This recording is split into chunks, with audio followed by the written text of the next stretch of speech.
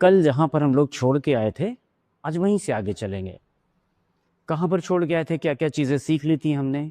Last में हम लोगों ने देखा था कि जो विषुवत रेखीय प्रदेश होते हैं उन विषुवतीय प्रदेशों से होकर जो विषुवत रेखा गई थी, पहली बात तो कितने कॉन्टिनेंट से होकर गुजरी थी। शुरुआत तुमने देखी थी दक्षिणी अमेरिका, इसके बाद अफ्रीका पहुंचते हैं, इसके बाद एशिया पहुंचते हैं और इतने महाद्वीपों से होकर ये गुजर जाती है। तो उन सारे के सारे देशों को एक बार फिर से रिकॉल कर लेते हैं कि वो कौन कौन से देश थे जिनसे होकर ये गुजर रही थी। उसकी लिए छोटी सी चीज हमने बताई थी ना, डोर बिया ब्राजील बन काका यूके सोम, है ना। कौन कौन से हो गए, डोर इक्वाडोर। अगर इन नामों को कभी पढ़ा है तभी ये नाम याद भी आएंगे। और इक्वाडोर कहाँ है, दक्षिण अमेरिका में। डोर बिया ब्राजील बन, कौन कौन से, इक्वाडोर, फिर कोलंबिया, फिर ब्राज़ील, इसके बाद बन गैबन, काका यूके सोम। काका कौन से हुए, कांगो गणतंत्र और कांगो लोकतांत्रिक, ये दो कांगो हो गए। यू से क्या हुआ, युगांडा। के से क्या हुआ, केनिया। सोम से क्या हुआ, सोमालिया। तो सोमालिया से ये किसको छोड़ जाता है, किसको छोड़ जाता है, अफ्रीकन महाद्वीप को। सोमालिया से होकर गुजर जाता है। इसके बाद मालनेशिया किरबाती, मालनेशिया में मालदीव और Melanesia, Nesia that is Indonesia. Melanesia Kiribati, Sao Principe Tom, इतने ही देश हैं जिनसे होकर ये गुजरी थी। कई बार प्रश्न पूछ लिया जाता है कि निम्नलिखित में से किन देशों से होकर नहीं गुजरती है। तो हम लोगों ने कल अक्षांश पढ़ने के क्रम में देखा था और आज भी हम अक्षांश को ही आगे बढ़ाएंगे। अक्षांश रेखाओं को इंग्लिश में कहा जाता है लैटिट्यूड्स, लैटिट्यूड। ठीक, हम लोगों ने बात करी थी कि ये रेखाएं नहीं होती हैं, ये सर्किल्स होते हैं। अगर नंबर ऑफ सर्किल्स के बारे में पूछा जाए तो 1 से लेकर 89 तक सर्किल्स हैं। दूसरी तरफ 1 से लेकर 89 इतने सर्किल्स हैं। 0 डिग्री का एक सर्किल है, लेकिन जो 90 डिग्री नॉर्थ और 90 डिग्री साउथ है, दोज आर नॉट सर्किल्स, वो क्या हैं, वो पॉइंट्स हैं।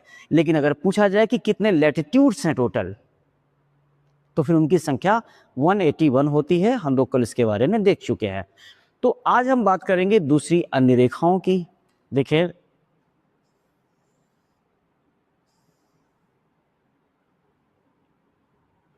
तो एक जो लाइन थी जिसने बीचों बीच अर्थ को काट दिया, इसके कई नाम हो गए 0 डिग्री अक्षांश के। कई नाम हो गए, कौन कौन से नाम हो गए, एक तो भूमध्य रेखा। अब भूमध्य रेखा कहा जाएगा, इसके पीछे कोई बहुत टिपिकल साइंस तो है नहीं। जो भू को मध्य से बांट दे रही है वो भूमध्य रेखा। इसके अलावा इसी को विषुवतीय रेखा कहा जाएगा, विषुवत रेखा ये भी कहा जाएगा, है ना। ये दोनों कहे जाएंगे। इंग्लिश में जब जाएंगे तो इसको क्या कहा जाता है, इक्वेटोरियल लाइन, या फिर इसको ही इक्वेटर भी कहा जाता है। ठीक, तो ये इक्वेटोरियल लाइन है, इक्वेटर है, वास्तव में ये लाइन नहीं होती है, सर्किल होता है। इस बात को हम लोग कल देख चुके हैं। ठीक, इसके अलावा जो जरूरी चीजें हैं उनको जानना, कौन कौन सी दो रेखाएं, इन दो को देखते हैं।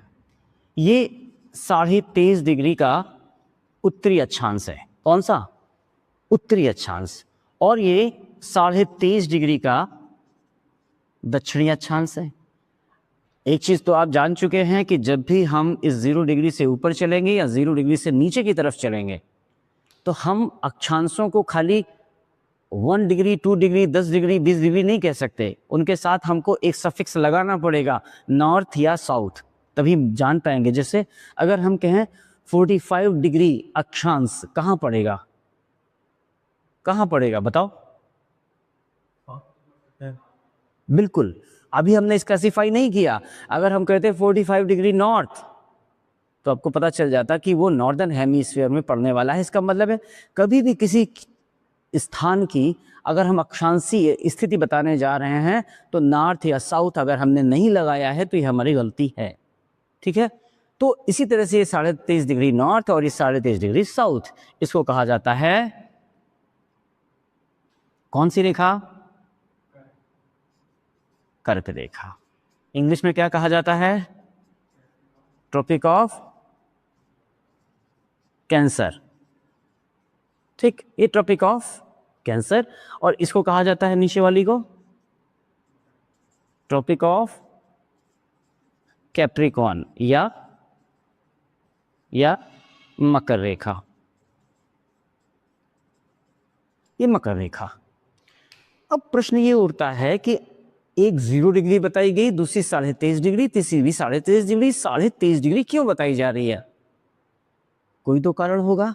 तो सबसे पहले ये 23.5 डिग्री का हमारे यूनिवर्स में, मतलब सॉरी, हमारी पृथ्वी के लिए इतनी उपादेयता क्यों है? क्यों 23.5 डिग्री की इतनी पूजा पाठ की जाती है?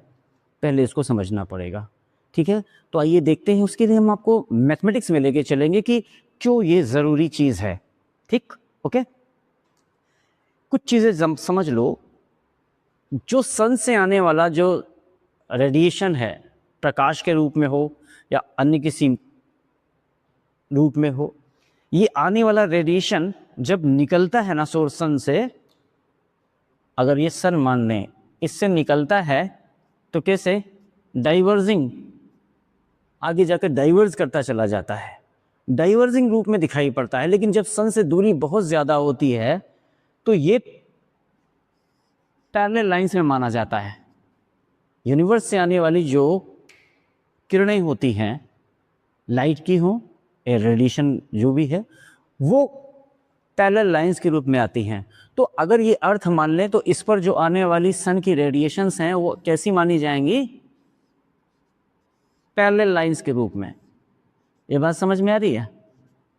ये पैरेलल लाइंस के रूप में आएंगी, ये सारी की सारी पैरेलल लाइंस के रूप में आएंगी। और इसका इम्पैक्ट क्या पड़ना है इस पूरे सिस्टम में, इस बात को देखेंगे। क्या इम्पैक्ट पड़ता है इस बात को देखेंगे।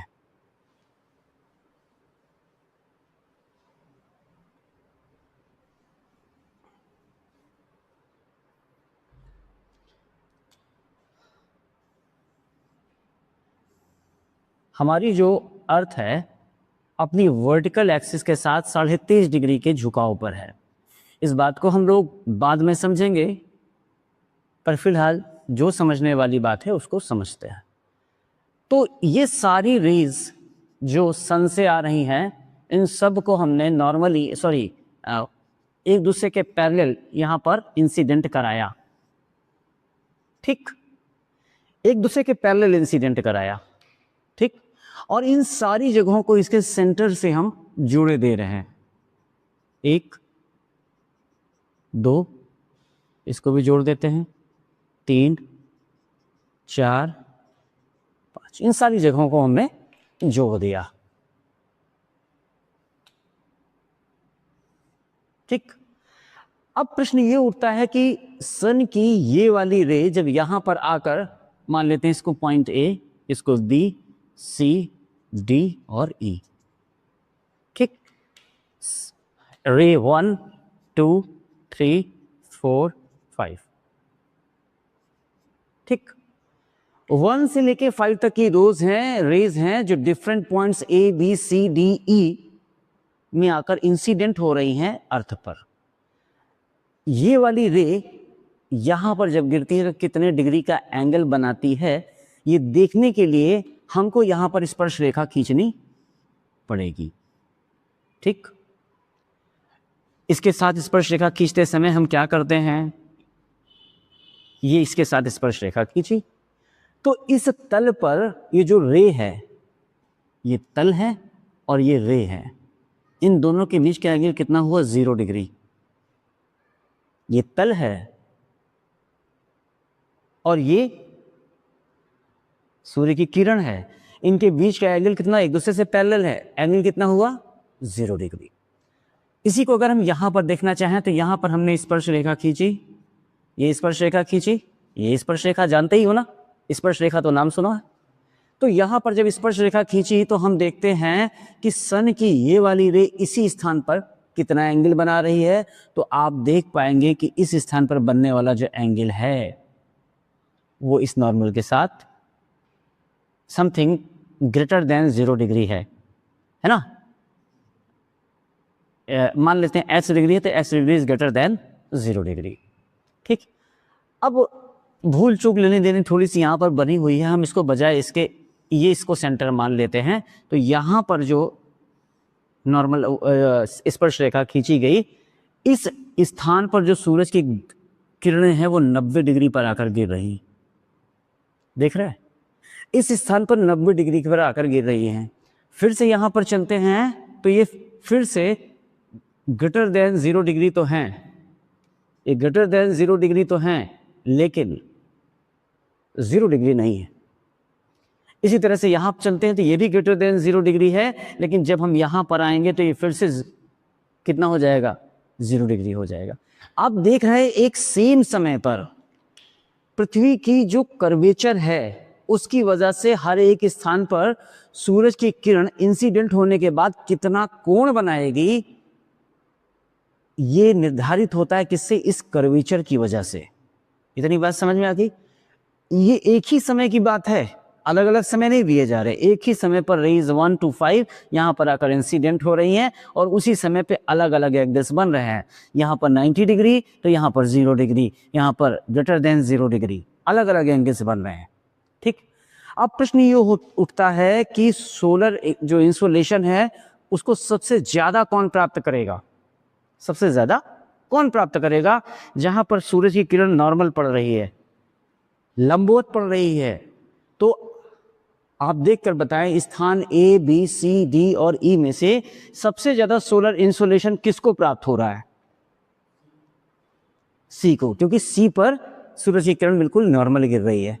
जैसे जैसे स्थान पर ये इंक्लिनेशन की वैल्यू घटने लगती है वैसे वैसे जो रिसीव्ड एनर्जी होती है, रिसीव्ड सोलर रेडिएशन होता है, इंसोलेशन होता है, उसकी वैल्यू कम होने लग जाती है। ठीक, तो एक चीज, अगर ये पृथ्वी बिल्कुल ऐसी ही होती, बिल्कुल ऐसी ही होती तो हमेशा हर दिन निकलने वाला सूरज इस क्षेत्र में बिल्कुल नॉर्मल पड़ता, जो कि कौन सा है, 0 डिग्री अक्षांश का क्षेत्र है। यहां पर बिल्कुल सीधी किरणें पड़ती और यहां पर भी 0 हमेशा बना रहता, यहां पर भी 0 हमेशा बना रहता। ऐसे में जो एनर्जी का डिस्ट्रीब्यूशन होता वो इस तरह से होता कि यहां पर एनर्जी सबसे ज्यादा, इससे कम, इससे कम, सबसे कम। इसी तरह से यहां पर भी होता, इससे कम, इससे कम, सबसे कम, ऐसे ही बना होता। लेकिन क्या ऐसा होता है? एनर्जी का ट्रांसपोर्टेशन होता रहता है पूरी पृथ्वी में। किन वजहों से होता है? पहली बात, अर्थ का अपने जो रिवोल्यूशनल एक्सिस है उसमें चक्कर लगाना सन के अराउंड, इसकी वजह से एनर्जी का ट्रांसपोर्टेशन होता है। आगे हम लोग देखेंगे इस चीज को। दूसरी चीज होती है सूरज का उत्तरायण और दक्षिणायन होना। यद्यपि वो भी इस रिवोल्यूशन के अंदर ही आ जाता है। ठीक, इसके अलावा एनर्जी के ट्रांसपोर्टेशन के लिए और जो जरूरी चीजें हैं वो क्या हैं? वायुदाब एवं पवनें। ठीक, वो भी एनर्जी का ट्रांसपोर्टेशन करती हैं। एक स्थान की गर्मी को दूसरे स्थान की सर्दी से मिलाकर वहां के मौसम को मॉडरेट कर देती हैं। तो एनर्जी का ट्रांसपोर्टेशन पूरी पृथ्वी में होता रहता है। लेकिन अगर ये व्यवस्था होती और ये व्यवस्था बिल्कुल स्थायी होती तो हमेशा यहाँ वाला व्यक्ति भयानक सोलर रेडिएशन के जोन में होता और यहाँ वाले व्यक्ति को कभी भी सोलर रेडिएशन मिलता ही नहीं। लेकिन कुछ तो स्पेसिफिसिटी है जिसकी वजह से यहाँ पर सारी चीज़ें हो रही हैं। तो अब हम उस दिशा में चलते हैं कि पृथ्वी बिल्कुल ऐसी नहीं है।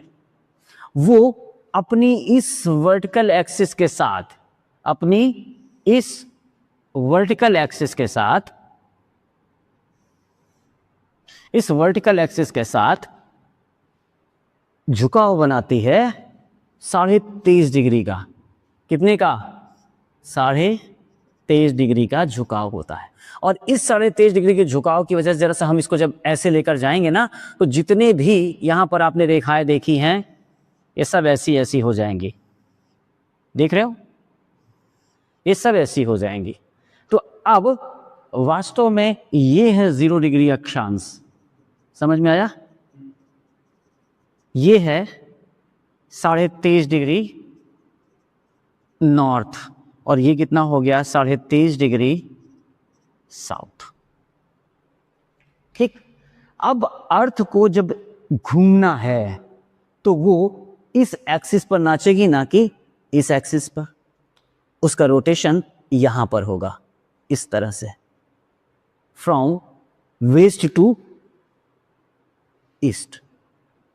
ये रोटेशन इसका होगा और इस रोटेशन के चलते क्या होगा आप जरा देखना, ये जो जगह है जहां पर मान लेते हैं इस तरफ सन की रेज आ रही हैं और ये जो लोकेशन है, ये जो लोकेशन है और ये जो लोकेशन है, ये यूं ऐसा करके घूमेंगी, ऐसा करके घूमेंगी यूं कि ये वाला पॉइंट घूमकर यहां पर आएगा और ये वाला पॉइंट घूमकर यहां पर आ जाएगा।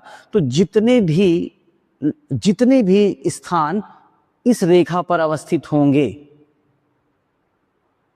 दिन भर में एक न एक बार वो सूरज के सामने आएंगे, अगर इस जगह पर सूरज सीधा चमक रहा है तो जितने भी स्थान इस रेखा पर अवस्थित हैं, क्योंकि दो तरह के मोशन होते हैं अर्थ के, एक अपनी ही एक्सिस में रोटेट करना और एक इस रोटेशन के साथ साथ सन के चारों तरफ चक्कर लगाना, दो तरह के मोशन होते हैं। तो ये 24 घंटे में कम से कम इस स्थान का कोई भी पॉइंट ले लो, वो एक न एक बार सूरज के सामने जरूर आ जाएगा, क्योंकि यहां वाला स्थान ऐसे घूमेगा, यहां पर आ जाएगा। इसी तरह से ये भी ऐसे घूमेगा, यहां पर आ जाएगा, ये भी ऐसे घूमेगा, यहां पर आ जाएगा। ठीक, और इस पैरेलल बीम सिस्टम की वजह से और इस इंक्लाइंड एक्सिस की वजह से केवल ये क्षेत्र ऐसा है जिस क्षेत्र में पूरे वर्ष में कभी ना कभी सूरज सीधा चमकता है, मतलब बिल्कुल नॉर्मली नीचे इस तरह से कि ये ज़मीन है और इस पर ये बिल्कुल नॉर्मली चमकता है।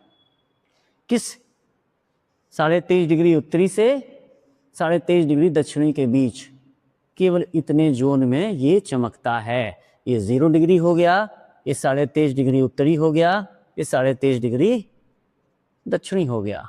ठीक, केवल इतना क्षेत्र है जहां पर वर्ष में कम से कम एक बार सूरज कैसा चमकेगा, वर्टिकली लंबवत चमकेगा।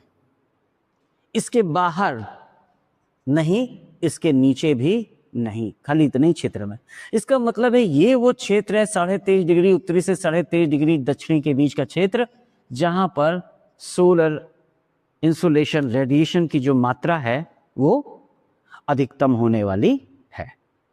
इतनी बात समझ में आ गई? अभी तक इसमें से कुछ पूछना है? कुछ ऐसा लगता है कि पूछने लायक है? सारी चीजें क्लियर? हमने कुछ चीजें आपको बताई। नंबर 1 पहली चीज बताई कल का रिवीजन करते हुए कि वो कौन से देश हैं जिनसे होकर विषुवत रेखा गुजरती है। इसके बाद हम लोगों ने शुरू करा कि उसके अलावा, विषुवत रेखा के अलावा कौन कौन सी और जरूरी अक्षांश हैं। तो उसमें हमने पाया 23.5 डिग्री उत्तरी और 23.5 डिग्री दक्षिणी। वो क्यों हैं, उस चर्चा में जाते समय हमने देखा कि जो अर्थ की वर्टिकल एक्सिस है उससे अर्थ का झुकाव 23.5 डिग्री है। इस 23.5 डिग्री झुकाव की वजह से और सोलर सिस्टम से आने वाली जो पैरेलल बीम्स हैं उनकी आपसी सम्मिलन की वजह से ऐसा होता है कि केवल यही एक क्षेत्र ऐसा होता है जिसमें वर्ष में कम से कम एक बार सूरज सीधा जरूर चमकता है। और चमकने की वजह से होता क्या है कि इस क्षेत्र में सर्वाधिक ऊर्जा का संचय किया जाता है। और यही कारण है कि ये जो क्षेत्र है उसको क्या कहा जाता है, उष्ण कटिबंध कहा जाता है। कौन सा कटिबंध कहा जाता है? उष्ण कटिबंध कहा जाता है।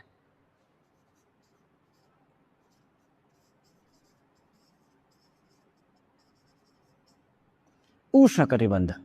अब इसके उष्ण होने का रीजन समझ गए कि उष्ण क्यों है, उष्ण कटिबंध क्यों कहा जा रहा है। आगे जाकर ये प्रश्न और डेवलप होते हैं। ये प्रश्न डेवलप होते हैं कि क्या ये जो आप देख रहे हैं क्या ये बिल्कुल फिक्स फेनोमेनन है, क्या ये बिल्कुल इतना ही बना रहता है? लेकिन आगे आप देखोगे कि इसमें शिफ्टिंग भी होती है, शिफ्टिंग भी होती है। हम लोग IT CZ पढ़ेंगे आगे जाकर, क्योंकि शिफ्टिंग भी होती है। ठीक, तो आज का क्लास बहुत लंबा नहीं करते हैं, क्योंकि MOU लेके हम लोगों को जाना भी है, तो ठीक है।